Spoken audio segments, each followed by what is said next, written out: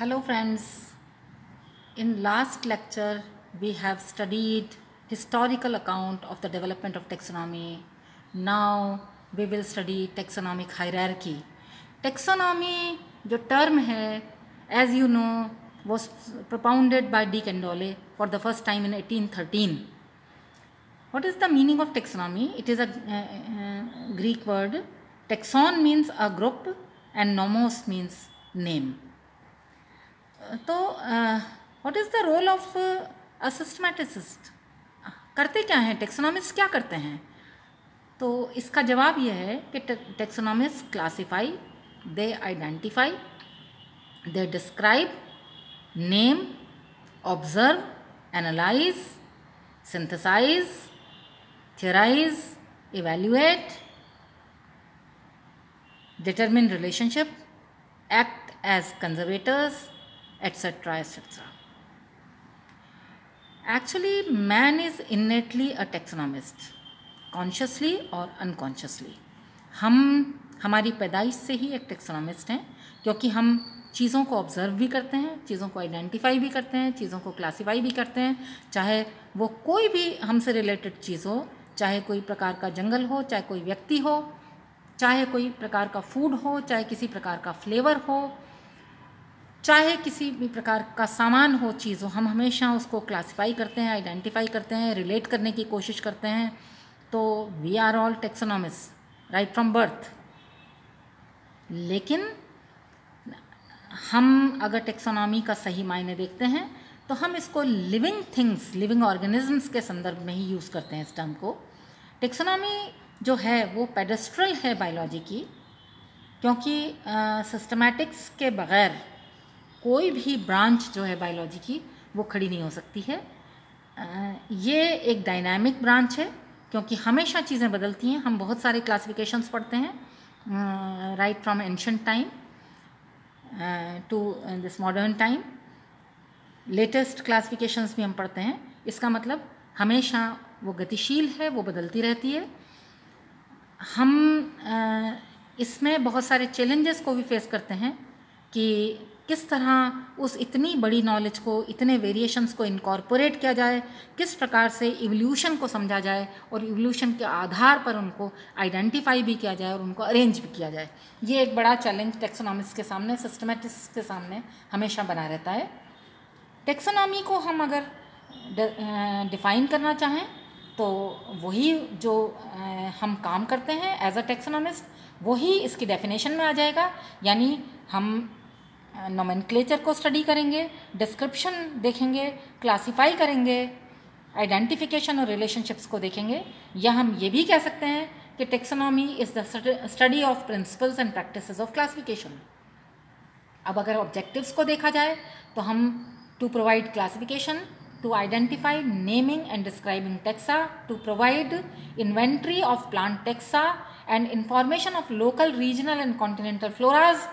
हमें फ्लोरास की ज़रूरत पड़ती है ताकि हम पहचान सकें प्लांट्स को और हम ये देख सकें कि किस एरिया में किस प्रकार के प्लांट्स होते हैं, किस प्रकार का वेजिटेशन कवर होता है. इसलिए हमें लोकल से लेके और कॉन्टिनेंटल फ्लोरास तक की ज़रूरत पड़ती है. और हम इवोल्यूशनरी प्रोसेसेस और उसकी रिलेशनशिप की भी स्टडी करने के लिए इस टेक्सोनॉमी को ही यूज़ करेंगे. मैंने एक डायग्राम बनाने की कोशिश की है इधर, जिसमें को रिलेशन बताया है, जिसमें ये बताया है कि टेक्सोनॉमी में क्या करेंगे हम. कैरेक्टराइजेशन यानी डिस्क्रिप्शन होगा, आइडेंटिफिकेशन का बेसिस हमेशा डिफरेंसेस होते हैं तो सिमिलरिटी भी होती है, क्लासिफिकेशन के भी यही दोनों आधार होते हैं, नेमिंग हम करते हैं.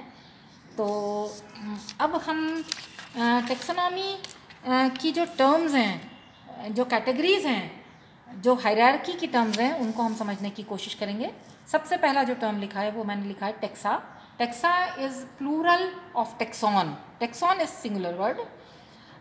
ये जो शब्द है ये 1948 में लैम ने यूज़ किया था नोमेनक्लेचर के किसी सिंपोजियम में, और उन्होंने इसको taxonomic group of any rank के लिए यूज़ किया था. मतलब किसी भी रैंक को हम टेक्सोनॉमिक रैंक को हम, चाहे वो मेजर हो या माइनर हो, यानी वो सब स्पीशीज़ लेवल के हों, चाहे फैमिली लेवल के हों, चाहे ऊपर के लेवल को, हम टेक्सॉन कह सकते हैं. Singular is tax on.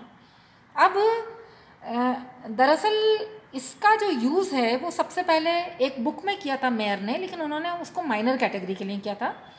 पर जब लैम ने इसको यूज़ किया एक सिंपोजियम में, उसके बाद इंटरनेशनल बॉटनिकल कांग्रेस जो स्टॉकहोम में हुई थी 1950 में, उसमें इस टर्म को बहुत पसंद किया गया और इसको रूल्स ऑफ बॉटनिकल नोमेनक्लेचर के तहत रख दिया गया कि जहाँ भी अप्रोप्रिएट हो हम इस वर्ड को यूज़ कर लें।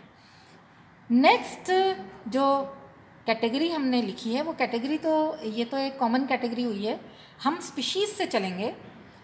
Species is a natural taxonomic entity, plants which are similar and fertile inter से, यानी इंटरब्रीडिंग जिसमें पॉसिबल है और फर्टाइल ऑफस्प्रिंग्स जो पैदा करते हैं वो एक स्पीशीज़ के अंतर्गत आते हैं। अब इसके एक्सेप्शंस भी हो सकते हैं। मान लीजिए कोई ऐसी स्पीशीज़ है जो which have lost capacity of sexual reproduction, उसको भी हम स्पीशीज़ ही मानेंगे अगर वो सिमिलर है तो। अब इन्फ्रा स्पेसिफिक कैटेगरीज, यानी इस स्पीशीज़ के अंदर भी कई कैटेगरीज हैं जिनमें से कुछ हम पढ़ने की कोशिश करेंगे। एक है बायोटाइप।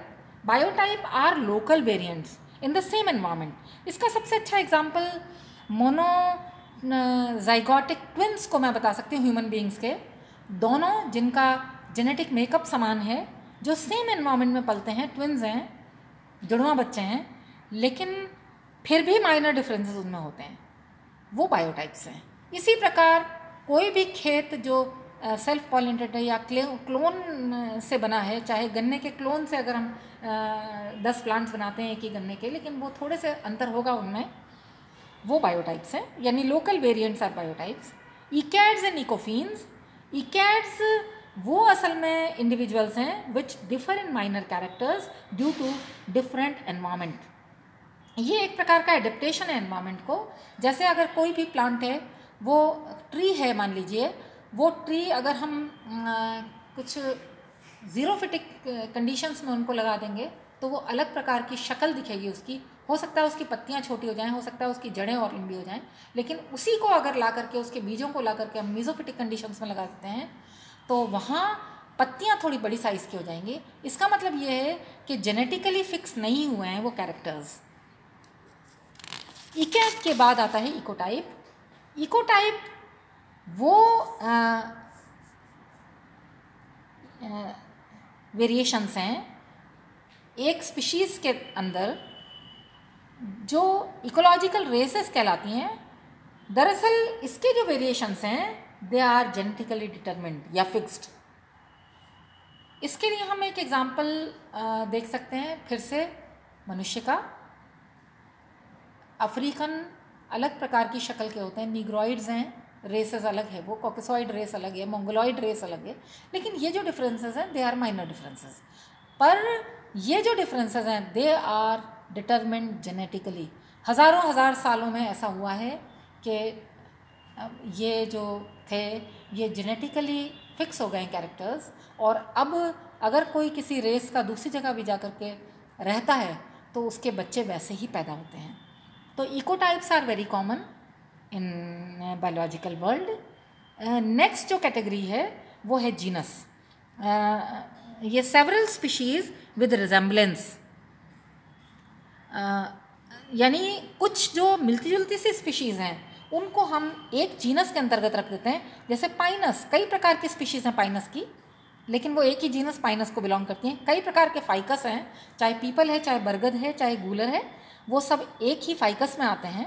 जैसे पैंथर है, पैंथर चाहे पैंथेरा जो जीनस है उसमें चाहे लेपर्ड हो, चाहे वो टाइगर हो या वो लायन हो, ये सब एक ही जीनस को बिलोंग करते हैं।